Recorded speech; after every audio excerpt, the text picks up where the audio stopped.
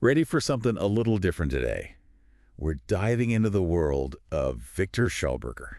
Viktor Schauberger. Yeah, I love this guy. he's someone you might not know, but his ideas are real thought provokers. We've got excerpts from Living Energies. Oh, fantastic book. It's about his life, his work, and it gets kind of out there. Out there in the best way, though. Exactly. So we're talking about a guy who looked to nature for inspiration. Not labs, not equations. He really flipped the script on how we usually think about science. Yeah, instead of trying to force nature to fit his theories, he let nature guide him. But before we go too deep, Let's back up a bit. right, who is Viktor Schauberger? Why should we care what some forest warden from the 1900s thought about science? Because he was one of those figures like a Mozart or a Max Planck way ahead of their time. Didn't have it easy, though, did they? Not at all. Schauberger faced constant pushback from the scientific community. Ridiculed, dismissed, even. It's almost tragic when you think about it. It is. His inventions were often used for profit by people who didn't really grasp the importance of what he was doing. Yeah, that seems to happen a lot with these visionary types. You're telling me. But maybe that's part of what makes his story so fascinating. That he persevered. Exactly. He never stopped believing in his observations, and his insights, they weren't from some sterile lab. They came from decades of immersing himself in nature. As a forest warden in the Austrian wilderness, right? That's right. Picture this. Schauberger is out there, surrounded by untouched forests, observing the rhythms of nature day in and day out. Must have been a completely different way of seeing the world. Absolutely. There's this incredible anecdote in Living Energies where they talk about Schauberger's fascination with water. He would just sit and watch water flow for hours. Why? Water. He believed it held the secrets to life itself. Not just like that it's essential, but something more. Right. The way it moved, the energy within it. He was tapping into something that science back then couldn't even quantify. He called it, what was it, science being an octave too low? Exactly, like trying to listen to a symphony while only hearing a few of the instruments. So he wanted to build those missing instruments. In a way, yes. Schauberger wanted to understand those subtle energies that he believed were the real driving force of nature. It's like trying to understand, I don't know, like a hurricane, just by looking at its chemical makeup, right? And missing the bigger picture. Exactly. Schauberger was interested in the forces, the energies that shape our world. And one of those was what he called implosion. Now, there's a word you don't hear every day. It's kind of the opposite of what we usually think about when we talk about energy, right? Most people think explosions, right? Big, dramatic outward bursts. Which can be destructive. Exactly. But Schauberger saw implosion as this creative force in nature. So instead of exploding outward, it's more like a concentrated inward force. Precisely. It spirals inward, gaining energy and creating something new in the process. Okay, I'm trying to picture this. Give me a real-world example. Ever watched a whirlpool? Sure. It pulls everything towards its center, right? Spiraling faster and faster. And colder, too, if I remember right. Exactly. That's implosion in action. Schauberger believed this principle was everywhere in nature, just on different scales. From the tiniest microorganisms to The formation of galaxies. It's a pretty wild thought. And speaking of wild, we got to talk about Schauberger's views on the sun. Now we're getting to the good stuff. This is where he really throws a curveball. Because it's not just that he thought about the sun differently. He believed it was fundamentally different. He didn't just want to tweak our understanding of the sun. He wanted to rewrite it entirely. He claimed the sun was cold. Cold. Can you imagine that? I mean, it kind of blows my mind. But then again, he wasn't just pulling this out of thin air. No, he had his reasons. Like, he pointed out that the sky gets darker the higher you go. Which seems counterintuitive, right? Yeah. The sun's this giant furnace. Shouldn't it get brighter as you get closer? Exactly. Schauberger was always looking for these kinds of inconsistencies in conventional thinking.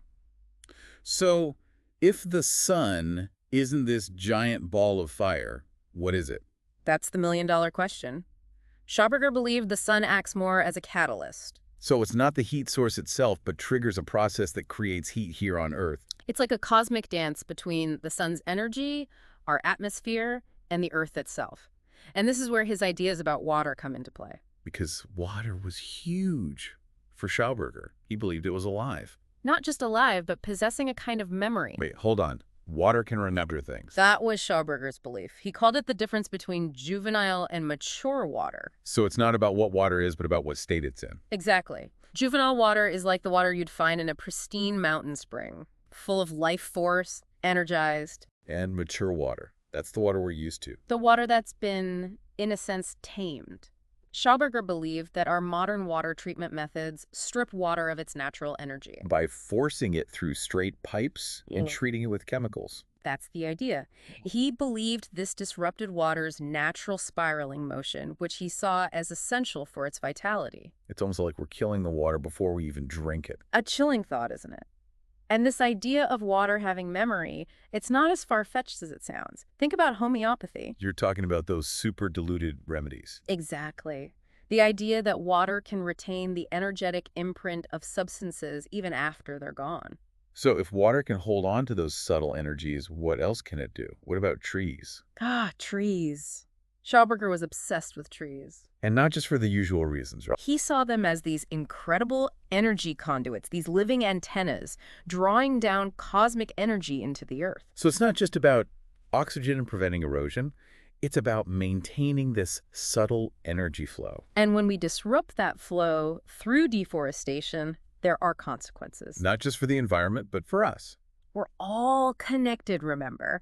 And this is where Schauberger's inventions come into play. Because he didn't just want to theorize about these energies. He wanted to work with them, to harness them. Exactly. His inventions were his way of proving that we could live in harmony with nature. And some of those inventions were pretty out there.